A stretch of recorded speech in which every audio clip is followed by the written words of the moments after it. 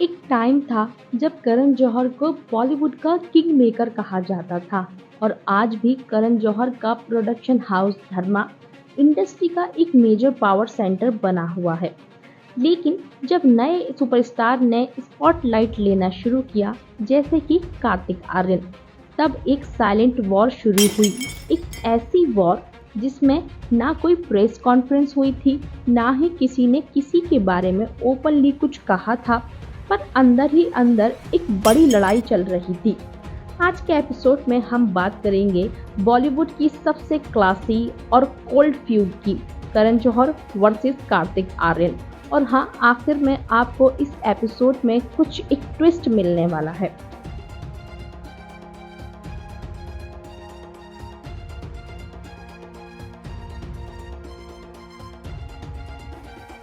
Story start होती है 2011 में, जब एक फिल्म ने ऑडियंस के दिल में अपना घर बना लिया था। फिल्म इतनी पसंद आई थी कि आज तक भी उसका जो मोनोलॉग है वो लोगों की जुबान पर रटा हुआ है। जी हाँ, सिर्फ एक 5 मिनट के मोनोलॉग ने एक अननोन एक्टर को ओवरनाइट स्टार बना दिया था और उस एक्टर का नाम था कार्तिक आर्यन। आज भी मोनोलॉग लोगों को इतना याद है और लोग काफ़ी उसे सुनना पसंद भी करते हैं। स्लोली कार्तिक आर्यन ने सोनू के टीटू की स्वीटी और लुका छुपी जैसी हिट्स के साथ में अपनी एक सॉलिड जगह बना ली थी बॉलीवुड में। इंडस्ट्री में एक नई आवाज़ घूम रही थी, Kartik is the next big thing. Kartik धीरे धीरे अपनी सक्सेस की तरफ बढ़ रहे थे। तभी एंट्री होती है धर्मा प्रोडक्शन की, यानी कि करण जौहर की।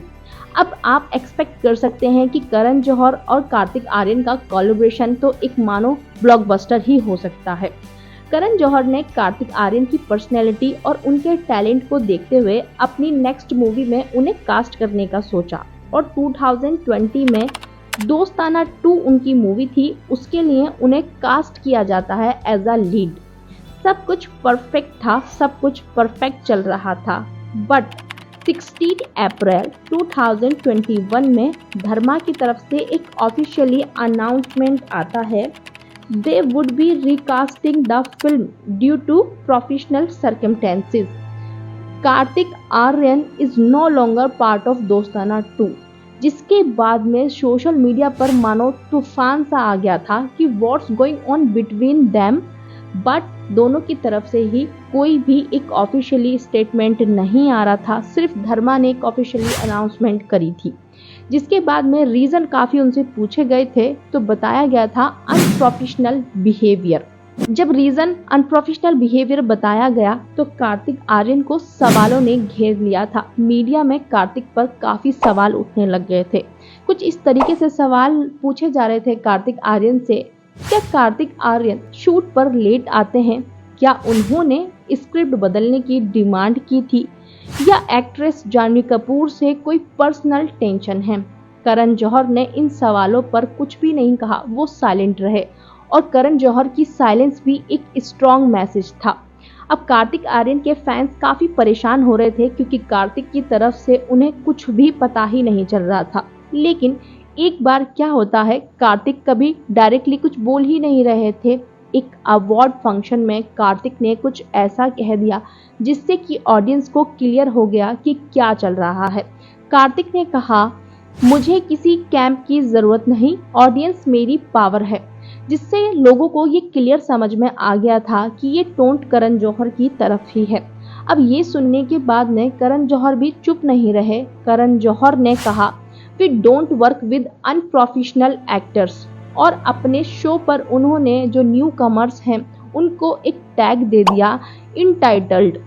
फ्यूड अब कोल्ड नहीं रही थी, पब्लिक हो चुकी थी बिना किसी ऑफिशियल फाइट के।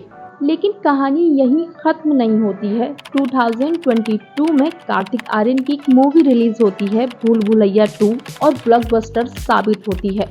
कार्तिक आर्यन के लिए एक बहुत बड़ी सक्सेस थी ये, क्योंकि कार्तिक आर्यन को ऑडियंस ने अक्षय कुमार की जगह एक्सेप्ट किया था। कार्तिक आर्यन की मूवी ने जब 184 करोड़ का बिजनेस क्रॉस कर दिया था तो कार्तिक आर्यन की लाइफ की ये हाईएस्ट ग्रॉसिंग मूवी बन चुकी थी 2022 तक। जिसके बाद में कार्तिक आर्यन की मूवी यहीं पर नहीं रुकी थी। कार्तिक आर्यन की भूल भुलैया 2 ने 200 करोड़ का बिजनेस क्रॉस कर दिया था, जिसके बाद कार्तिक आर्यन का एक मार्क आया था, did not know it will revive Bollywood. पर भूल भुलैया 2 ने इतना अच्छा बिजनेस किया था, बॉलीवुड एक बुरे दौर से गुजर रहा था और उस टाइम पर कार्तिक की मूवी का चलना उनके लिए एक बहुत बड़ी सक्सेस थी। कार्तिक आर्यन ने बिना किसी बिग बैनर के सोलो हिट डिलीवरी की और तब पब्लिक ने क्लियरली अपनी साइड चूज कर ली कार्तिक आर्यन। सोशल मीडिया पर करण जौहर को कहा गया नेपो गैंग का लीडर और कार्तिक आर्यन बन गए आउटसाइडर के हीरो। ये फ्यूड सिर्फ पर्सनल नहीं रहा, ये बन गया एक सिंबल इंडस्ट्री के कैंप्स का। फिर एक नई शुरुआत होती है। 2024 में सोशल मीडिया इंस्टाग्राम पर एक फोटो शेयर की जाती है जिसमें करण जौहर कार्तिक आर्यन का कान खींच रहे होते हैं और कार्तिक आर्यन करण जौहर की तरफ हाथ जोड़कर मुस्कुरा रहे होते हैं। जैसे ही ये सोशल मीडिया पर फोटो आता है तो कमेंट्स की फ्लड आ जाती है कि आखिरकार अब इन दोनों के बीच में क्या चल रहा है, क्या होने वाला है, क्या दोनों के बीच में पैचअप हो गया है। काफ़ी ज़्यादा न्यूज़ आने लग जाती है, जिसके बाद में कार्तिक आर्यन एडमिट करते हैं कि उनका और करण जौहर का रिलेशनशिप हेट और लव वाला है। कार्तिक आर्यन ने रिसेंट इंटरव्यू में ये भी कहा था, मैं यहाँ लड़ने के लिए नहीं आया हूँ, मैं यहाँ काम करने के लिए आया हूँ। वहीं दूसरी तरफ धर्मा इनसाइडर ने कहा doors are open again and Karan Johar ने एक शो स्टेज पर कहा कार्तिक आर्यन के लिए he is the talented boy.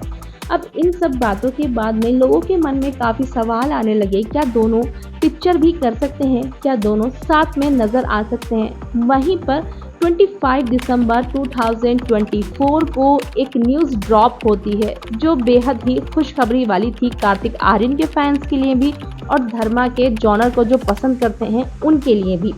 Kartik Aaryan और करण जौहर का जो फ्यूड था वो एंड होता है और टाई अप होता है उनकी अपकमिंग फिल्म के लिए, जिसका टाइटल है तू मेरी मैं तेरा तू मेरी, और जो प्रोड्यूस की जा रही है करण जौहर की तरफ से, धर्मा प्रोडक्शन की तरफ से।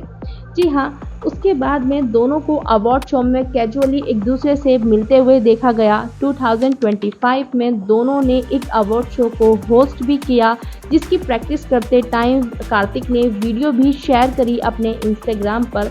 तो ये तो प्रूफ हो गया है कि दोनों के बीच में पैचअप हो चुका है। अब दोनों आपको बड़े बैनर पे नज़र आने वाले हैं। आज चाहे ये कोल्ड वॉर मेल्ट हो गई है, लेकिन ये फ्यूड बॉलीवुड की हिस्ट्री में एक मिसाल बन चुकी है।